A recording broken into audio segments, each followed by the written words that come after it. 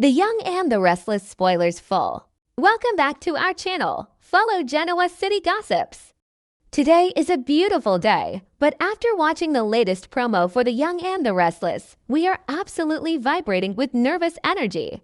Grab your strongest cup of coffee and settle in, because we have a massive, explosive situation to break down, and we need to talk about it right now. I literally cannot believe they actually did that. I mean, are you seriously telling me they are pulling this right now? I am sitting here typing furiously because my heart is pounding out of my chest after seeing Kane Ashby in actual handcuffs. Yes, you heard me, handcuffs. I know some people are loving this because Kane has always been a polarizing character, but personally, I am losing my absolute mind because the timing. The timing is the most cruel, twisted thing the writers have done in years. I've been watching this show religiously since 2015, and I have seen some wild cliffhangers, but this one takes the cake. It is just so unnecessarily brutal. So let's just break down exactly what we saw in that weekly promo because I am still shaking. The trailer opens up with Kane getting arrested at literally the absolute worst possible moment in human history. Lily Winters is standing right there, and she is going into a full-blown, absolute panic.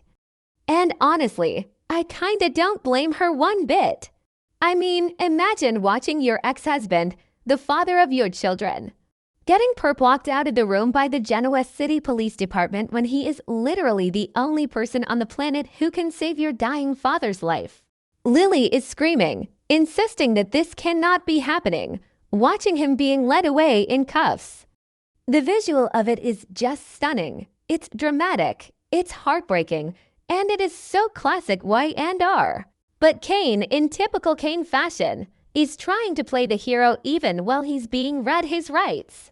He looks right at Lily, completely calm, and reassures her that Amanda Sinclair is gonna bail him out.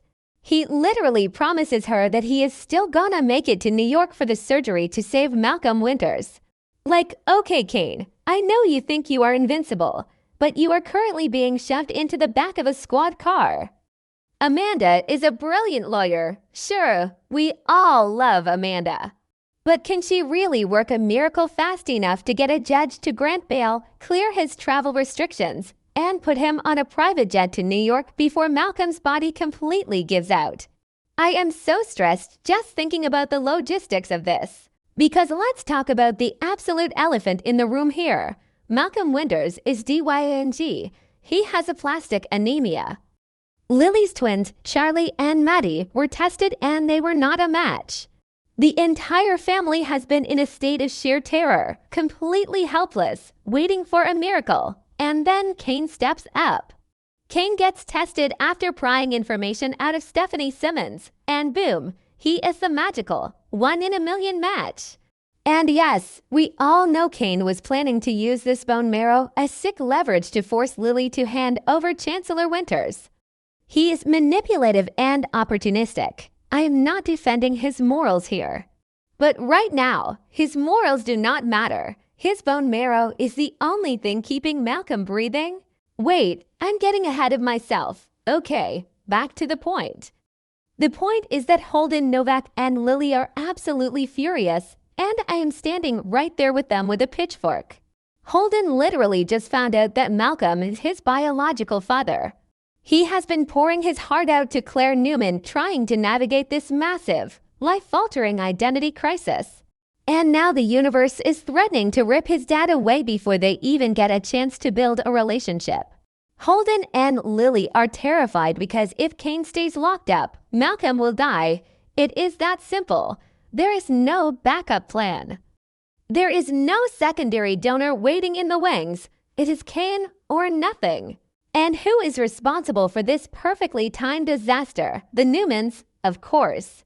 Lily is absolutely gonna lose her mind and blast the entire Newman family for pushing this case right now.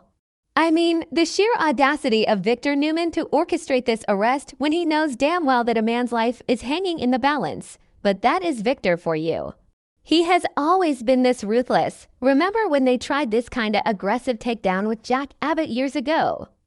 Yeah, Victor doesn't care about collateral damage. He only cares about winning. So why is Kane in cuffs? Let's dive into the messy, glorious, chaotic backstory. Kane was actually willing to hand the Newman Empire back to Victor. He was ready to play ball. But then Phyllis Summers, our chaotic, unhinged, brilliant Phyllis decided to take matters into her own hands. She literally drugged Victor to knock him unconscious and seized control of the Empire. I mean, Phyllis, what were you thinking? Actually, don't answer that, because it's Phyllis, and she never thinks about the consequences until she's already standing in the burning wreckage. Because Phyllis pulled that insane stunt, Victor is now on a warpath that is gonna scorch the earth. He does not care about the nuances. He does not care that Kane was initially willing to cooperate. To Victor, Kane and Phyllis are both guilty of crossing him, and therefore, they both deserve to rot in a prison cell. Victor's logic is cold, calculating, and terrifying. He wants them both behind bars. Kane is just the first domino to fall. If Kane goes down, Phyllis is absolutely next. And we already know Victor is actively hunting Phyllis. He and Victoria just cornered her with that folder of fake AI-generated emails, threatening to hand them over to Christine Blair, the nuda who already hates Phyllis's guts. Victor is tightening the noose, and Kane's arrest is just proof that Victor is not bluffing. He is using the Genoa City police force like his own personal chess pieces. But to do it right when Malcom needs that surgery, it is sickening.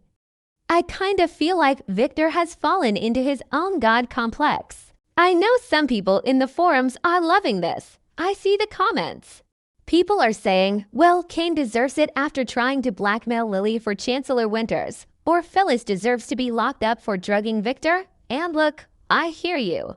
I am not saying they are innocent angels, but can we please have a little perspective? A man is dying in a hospital bed in New York. Malcom Winters is a legacy character. He is an icon. You don't just want to let him die because Victor Newman is throwing a temper tantrum over his corporate empire. I am so incredibly anxious about what is gonna happen next. Will Amanda Sinclair actually pull off a legal miracle? Will she burst into the courtroom, slam some legal precedent on the judge's desk, and get Kane on a flight to New York? Or is this gonna turn into a horrific tragedy where Kane is stuck behind bars, watching the clock tick down, while Lily and Holden have to say goodbye to Malcom? I am dreading the possibility that the writers might actually kill Malcom off. I will literally riot if they do. And what about Phyllis? She is watching Kane get hauled off, knowing she is next on Victor's hit list. She is already screaming at her own portrait that she will never give up. But how is she gonna wriggle out of this one? She drugged the most powerful man in town. She stole his company.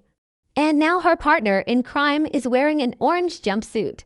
Phyllis is brilliant, but she is backed into a corner, and a cornered Phyllis is the most dangerous creature in Genoa City. I just can't shake the image of Lily's face during that arrest. The sheer devastation. She has been through so much. She lost Neil. She's dealing with Gavin's ridiculous legal war against Mariah. She's trying to hold Chancellor Winters together. And now she has to beg the universe to let her toxic ex-husband out of jail just so her dad can live. It is too much. The emotional stakes have never been higher. So, my fellow Y&R fans, I need you to sound off. Am I the only one completely losing it over this? Do you think Amanda can save the day? Do you think Victor will eventually show a shred of humanity and let Kane do the surgery before sending him to prison? Let me know, because I am gonna be pacing my living room until the next episode drops. This show is gonna be the death of me, I swear.